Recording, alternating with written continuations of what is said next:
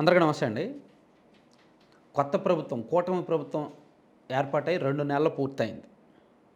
So, ఈ 2 నెలల్లో ఏంటి మార్పు ఏమొచ్చింది? మార్పుని మనం ప్రజల కోణంలోంచి చూడాలి. రాజకీయాల కోణంలోంచో, పార్టీల కోణంలోంచో, సోషల్ మీడియా కోణంలోంచో కాదు. ప్రజల కోణంలోంచి చూడాలి. మార్పు ఉందా లేదా? ప్రజలు నేరుగా ప్రభావితం అవుతున్నారా లేదా? ఈ మార్పుని ప్రజలు గమనిస్తున్నారా లేదా అనేది చూడాలి. అలా చూస్తే ఒక్క మార్పును మాత్రం ఖచ్చితంగా మనం అప్రిషియేట్ చేయాలి. మనం ఖచ్చితంగా చెప్పుకోవాలి. అదేంటంటే రకరకాల మార్గాల్లో ప్రజల నుంచి వినతుల స్వీకరణ. గతంలో నాకు తెలిసినంత వరకు స్వాతంత్రం వచ్చిన తర్వాత, నేను మళ్ళీ రిపీట్ చేస్తున్నాను, స్వాతంత్రం వచ్చిన తర్వాత ప్రభుత్వం ఇంతగా ప్రజల నుంచి వినతులు స్వీకరించడం ఎప్పుడూ జరగలేదు, ఎక్కడా జరగలేదు. ఏ ఏ రాష్ట్రంలో కూడా ఇంతగా జరగల. నార్థన్ ఉత్తరాది రాష్ట్రాల్లో జరుగుద్ది. ఇప్పుడు యూపీలో యోగి ఆదిత్యనాథ్ గారు, రాజస్థాను, గుజరాత్లో అక్కడున్న ముఖ్యమంత్రులు కూడా ప్రజలకు అందుబాటులో ఉంటారు, ప్రజా దర్బార్ నిర్వహిస్తారు. కానీ వారానికి ఒక్కసారి మాత్రమే. కానీ కూటమి ప్రభుత్వం అధికారంలోకి వచ్చిన తర్వాత ఒకవైపు చంద్రబాబు నాయుడు గారు పార్టీ పరంగా పార్టీ ఆఫీసులో రోజు వినతుల స్వీకరణ. సేమ్ జనసేన పార్టీ పవన్ కళ్యాణ్ గారు, ఆయన కూడా జనసేన పార్టీ ఆఫీసులో ప్రతిరోజు వినతుల స్వీకరణ. సో అక్కడ జనసేన పార్టీ ఆఫీసులో పవన్ కళ్యాణ్ గారు, నాదెళ్ల మనోహర్ గారు, కందుల దుర్గేష్ గారు, ఆ ముగ్గురు మంత్రులు అందుబాటులో ఉంటారు. డే బై డే వాళ్ళతో పాటు ఎమ్మెల్యేలు కూడా అందుబాటులో ఉంటారు, పార్టీ నాయకులు. అంటే ఇక్కడ చంద్రబాబు నాయుడు గారు ప్లస్ టీడీపీకి సంబంధించిన మంత్రులు, టీడీపీ నాయకులు, రోజుకిద్దరు, ఒక మంత్రి ప్లస్ ఒక నాయకుడు, ఒక మంత్రి ప్లస్ ఒక నాయకుడు, ఒక మంత్రి ప్లస్ ఒక నాయకుడు, అలా ఆల్టర్నేటివ్ షెడ్యూల్ వేసుకొని టీడీపీ ఆఫీస్లో వినతులు స్వీకరిస్తారు. ప్రతిరోజు వినతులు తీసుకుంటారు. రాష్ట్రంలో నలుమూలల నుంచి ఎక్కడి నుంచి ఎవరైనా వెళ్ళి వినతులు ఇవ్వచ్చు. సేమ్ జనసేన పార్టీ ఆఫీస్లో కూడా ప్రతిరోజు వినతులు స్వీకరిస్తారు. రాష్ట్రంలో నలుమూల నుంచి ఎవరైనా వెళ్ళి మంగళగిరిలోని జనసేన పార్టీ ఆఫీస్కి వెళ్ళి అక్కడున్న మంత్రి గారికో, ఎమ్మెల్యే గారికో వినతులు, వాళ్ళ సమస్యలు చెప్పుకోవచ్చు. ఈ మధ్య బీజేపీ కూడా స్టార్ట్ చేసింది. ఎందుకంటే వాళ్ళు కూడా కూటమిలో భాగస్వామే కదా, అధికారంలో ఉన్నారు కదా, వాళ్ళు కూడా స్టార్ట్ చేశారు. వాళ్ళు కూడా పురంధేశ్వర్ గారు ఒకరోజు, కేంద్ర మంత్రి గారు ఒకరోజు, ఆయన శ్రీనివాసవర్మ గారు, అలాగే సీఎం రమేష్ గారు ఒకరోజు, ఎమ్మెల్యేలు ఒకరోజు, వాళ్ళు కూడా ఒక షెడ్యూల్ ఇచ్చారు. అట్లా కూటమిలో ఉన్న భాగస్వామ్య పక్షాలు మూడు వాళ్ళ పార్టీ కార్యాలయాల్లో వినతులు స్వీకరిస్తున్నారు రోజు. దాంతోపాటు ప్రతి సోమవారం ప్రజల నుంచి వినతుల స్వీకరణ కూడా ఉంటుంది. ప్రతి కలెక్టరేట్లో కూడా. గత ప్రభుత్వం ఉన్నప్పుడు స్పందన అనేవాళ్ళు, వీళ్ళేమో ప్రజా ఫిర్యాదులు, పబ్లిక్ గ్రీవెన్స్ అంటున్నారు. ఇది జరుగుతుంది. సో ఈ విషయంలో మనం అప్రిషియేట్ చేయాలి. ఎవరికైనా ఏదైనా సమస్య వస్తే ఎవరికి చెప్పుకోవాలనుకుంటారు? పాలకులకో, నాయకులకో చెప్పుకోవాలనుకుంటారు. ఎలా వాళ్ళకు చెప్పుకోవడం ఎలా అనేదే డౌటు. ఇప్పుడు సింపుల్గా సొల్యూషన్ దొరికింది. టీడీపీ పార్టీ ఆఫీస్కి వెళ్దాం, లేదా జనసేన పార్టీ ఆఫీస్కి వెళ్దాం, లేదా బీజేపీ పార్టీ ఆఫీస్కి వెళ్దాం. పోనీ బీజేపీ పార్టీ ఆఫీస్ పెద్దగా పబ్లిక్ కనెక్షన్స్ ఉండవు కాబట్టి వాళ్ళకి పెద్దగా ఉండదు. పవన్ కళ్యాణ్ గారి మీద ఒక నమ్మకం, ఆయన దృష్టికి ఏమైనా సమస్య వెళ్తే ఖచ్చితంగా పరిష్కరిస్తారు అని. నారా లోకేష్ గారి మీద ఒక నమ్మకం, ఆయన దృష్టికి ఏమైనా సమస్య తీసుకెళ్తే ఖచ్చితంగా రెస్పాండ్ అవుతారు అని.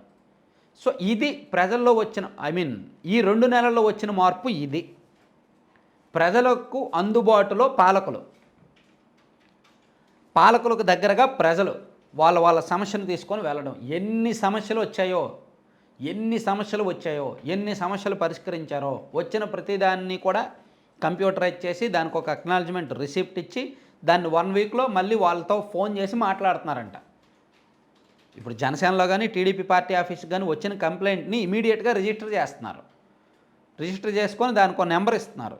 వాళ్ళ మొబైల్ నెంబర్ తీసుకొని పార్టీ ఆఫీస్ నుంచి ఫాలో అప్ చేస్తున్నారు. ఇదిగో మీరు పలానా రోజు పలానా సమస్యతో వచ్చారు, అది సాల్వ్ అయిందా, దాని స్టేటస్ ఏంటి అనేది వచ్చినాయి ఆ సంబంధిత అధికారికి కూడా పంపిస్తున్నారు. ఇప్పుడు పలానా నియోజకవర్గం, ఇప్పుడు కనిగిరి నియోజకవర్గం నుంచి ఏదో సమస్య ఉందండి, వాళ్ళు వచ్చి టీడీపీ పార్టీ ఆఫీస్కి వచ్చారండి. నాకు మొన్న మన సబ్స్క్రైబరే కనిగిరి నియోజకవర్గం నుంచి ఒక సమస్య చెప్పాడు నాకు. వాళ్ళ అమ్మాయికి ఒంట్లో బాగాలేదంట, 10 లక్షలకు పైగా అమౌంట్ ఖర్చు అవుద్దంట. నాకు మెడికల్ రిపోర్ట్స్ అన్నీ పంపించారు. నేను చూసి ఇమీడియట్గా అక్కడ కనిగిరి ఎమ్మెల్యే గారు ఉగ్ర నరసింహారెడ్డి గారు డాక్టరే, ఆయనకు గుంటూరులో హాస్పిటల్ ఉంది.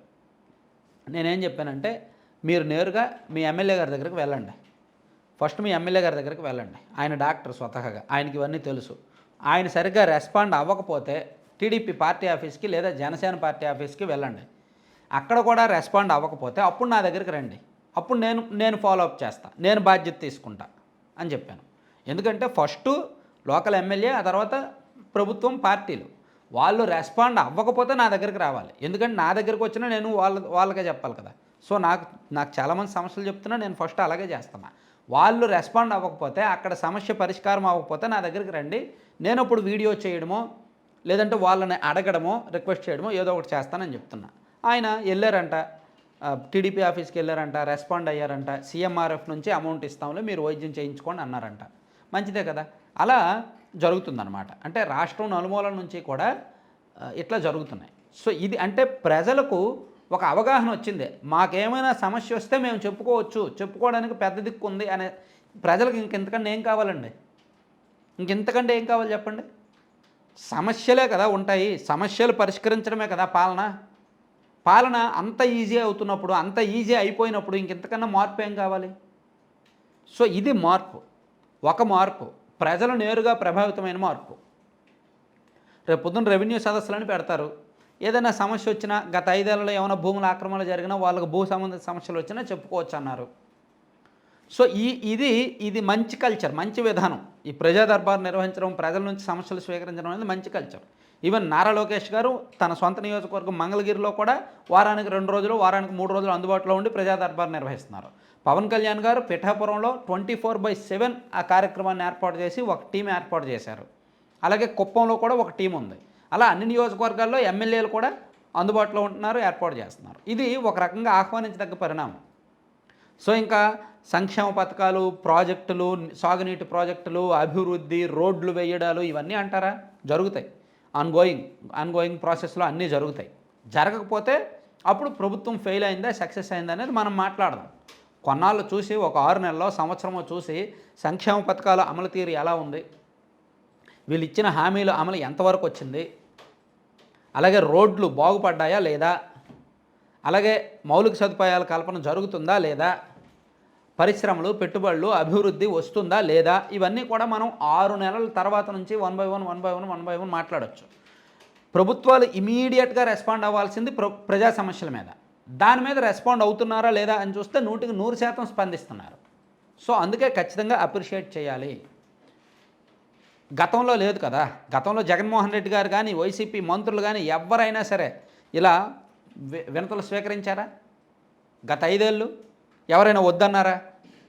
టీడీపీ వాళ్ళు దుష్టచతుష్టయం ఏమైనా వద్దన్నారా?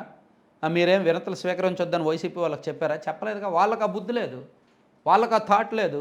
అరే ప్రజలు మనకు ఓట్లు వేశారు, మనం వినతులు స్వీకరిద్దామని. మంత్రులు లేరు, ఎమ్మెల్యేలు లేరు, సీఎం గారు లేరు, కానీ ఇప్పుడు చేస్తున్నారుగా.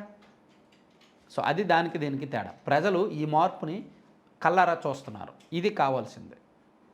Thank you.